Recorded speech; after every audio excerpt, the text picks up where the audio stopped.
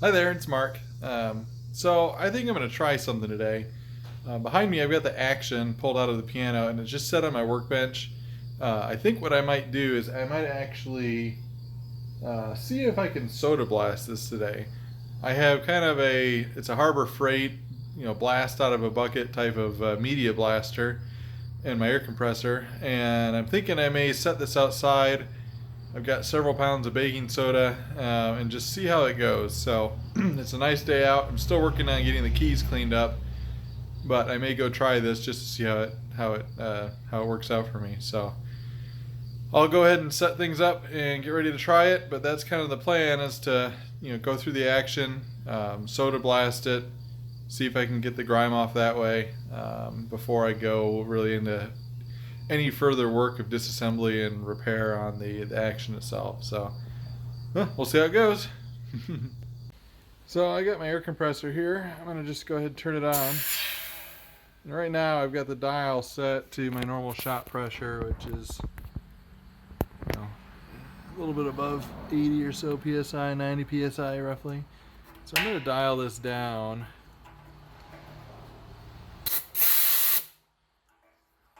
to maybe about 25 psi or so for the soda blasting.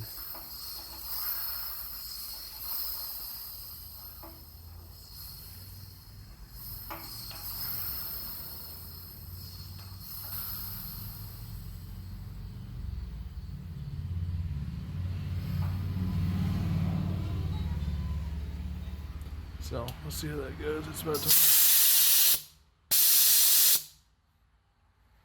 how that goes.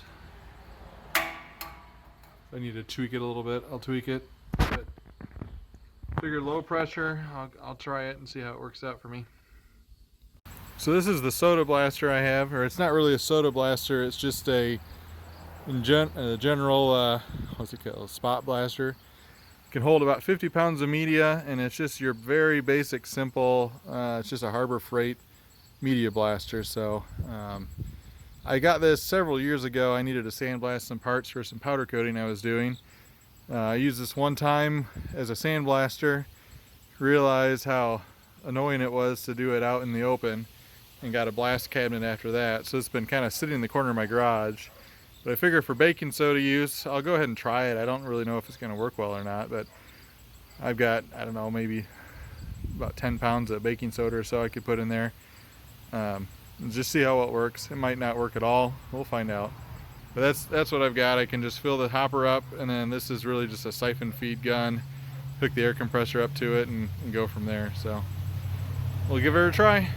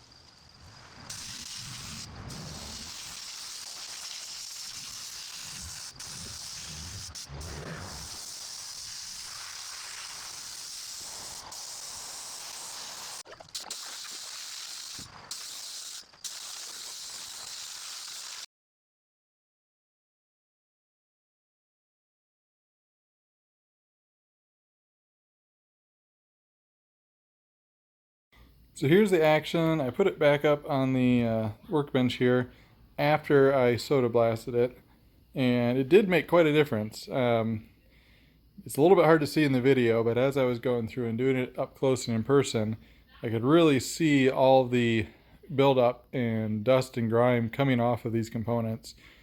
And it did clean it up quite a bit. Now, soda blasting is very mild, and so I really wasn't taking away any wood. And it didn't do much to clean up any corrosion on the metal pieces.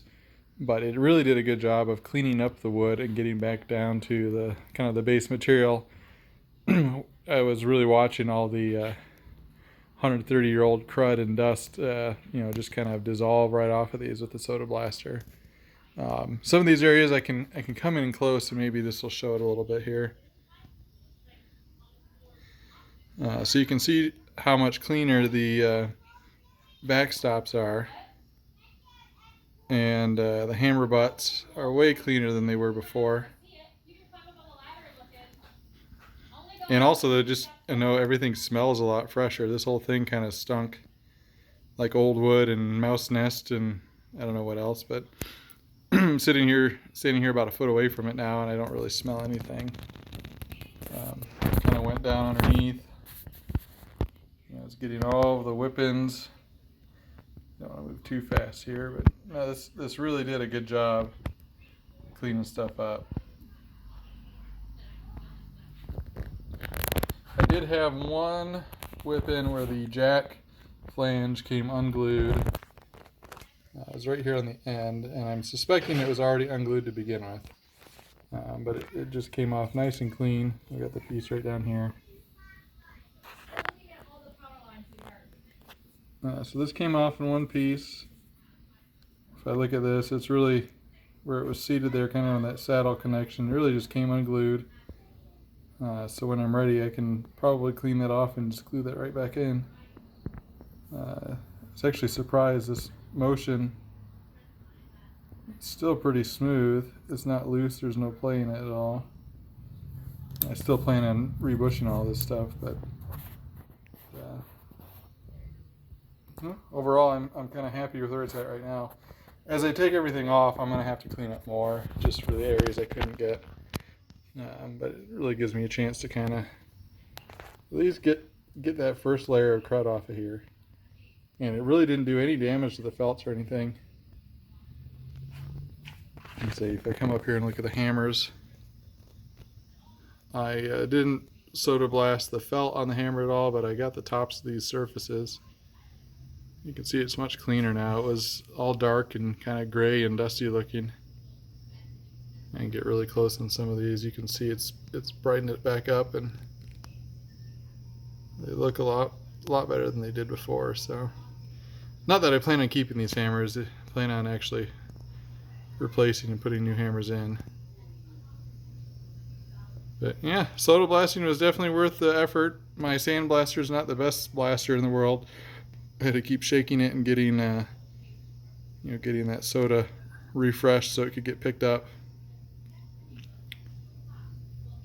But it was, for the time it took me to do it, it was definitely worth going through that effort to do it, because it got me so much of a head start on getting this stuff clean. So thanks for the tip for those that I've seen recommend do this to soda blast. It was definitely a worthwhile effort.